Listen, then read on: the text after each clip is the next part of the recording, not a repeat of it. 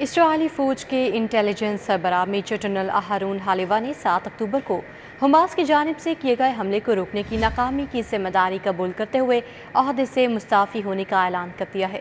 اسرائیلی دفاعی forces IDF کا کہنا ہے میجر جنرل اہرون حلیوہ اپنے جانشین کے انتخاب کے بعد ریٹائر ہو جائیں گے۔ ایک خط میں ان کا کہنا تھا کہ اسرائیلی انٹیلیجنس پر جس کام کے لیے اعتماد ظاہر کیا گیا تھا وہ اسے نبھانے میں ناکام رہی۔ حماس کے حملے کے بعد پہلی بار اسرائیلی فوج کے کسی سینئر عہدیدار نے استعفیٰ دیا ہے۔ اسرائیلی فوج اور انٹیلیجنس کے اہلکاروں نے حماس کے ممکنہ حملے کے حوالے سے وارننگز کو نظر انداز کیا۔ غیر ملکی میڈیا رپورٹس میں کہا جا رہا ہے کہ اسرائیلی ملٹری انٹیلیجنس چیف کا استعفیٰ دیگر فوجی افسران کے لیے بھی حماس کے حملے کو روکنے میں ناکامی کا اعتراف کرنے کی راہ ہموار کرے گا۔ میجر جنرل اہرون حلیوہ کے والدین مراکش سے اسرائیل منتقل ہوئے تھے۔ خود اہرون 1967 میں حیفا میں پیدا ہوئے تھے اور 1985 میں اسرائیلی فوج میں شامل ہو گئے۔ اہرون حلیوہ نے حیفا یونیورسٹی سے سوشل سائنسز میں ماسٹرز کی ڈگری حاصل کی۔ اپنے عسکری کیریئر کے آغاز میں اہرون نے اسرائیلی پیراٹروپر بریگیڈ میں رضاکارانہ طور پر شمولیت اختیار کی، تاہم بعد میں وہ انفینٹری کا حصہ بن گئے۔ 1988 میں جنوبی لبنان میں اسرائیلی فوج نے کارروائی کی تو اہرون 202 پیراشوٹ بٹالین میں پلاٹون کمانڈر تھے۔ اسرائیلی فوج میں ملٹری انٹیلیجنس کے سربراہ بننے سے قبل اہرون IDF officer school, parachute brigade اور 98 پیراشوٹ ڈوین کے کمانڈر بھی رہ چکے ہیں۔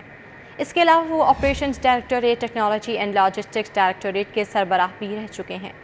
نومبر 2017 میں اہرون ایک تنازع کا شکار ہوئے جب انہوں نے ایک جگہ تورات کے سبق پر پابندی لگا دی اور سینکڑوں فوجیوں نے ان کے خلاف فوج کے چیف آف سٹاف کے سامنے احتجاج کیا۔ اہرون حلیوہ کو اکتوبر 2021 میں ملٹری انٹیلیجنس کے سربراہ کے طور پر تعینات کیا گیا تھا۔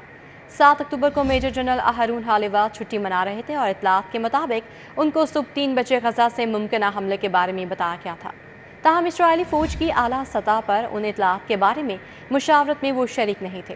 بعد میں اہرون حلیوہ کے حوالے سے یہ بیان منسوب کیا گیا جس کے مطابق انہوں نے اپنے قریبی ذرائع کو بتایا کہ اگر وہ اس مشاورت میں شریک ہوتے تو کہتے کہ ان کے مطابق حماس تربیت میں مصروف ہے اور یہ معاملہ صبح ہونے کے بعد دیکھا جا سکتا ہے۔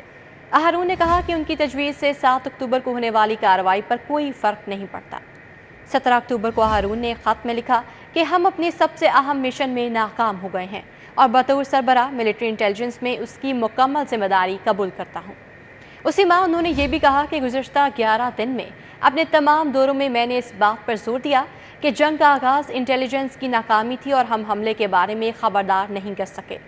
اس وقت اہرون اسرائیلی فوج کی اندرونی تحقیقات کا حصہ ہیں جن میں 7 اکتوبر کے حملے سے قبل کمزوریوں کی چھان بین کی جا رہی ہے۔ یہ تحقیقات جون میں اسرائیلی فوج کے چیف آف سٹاف کو دی جائیں گی۔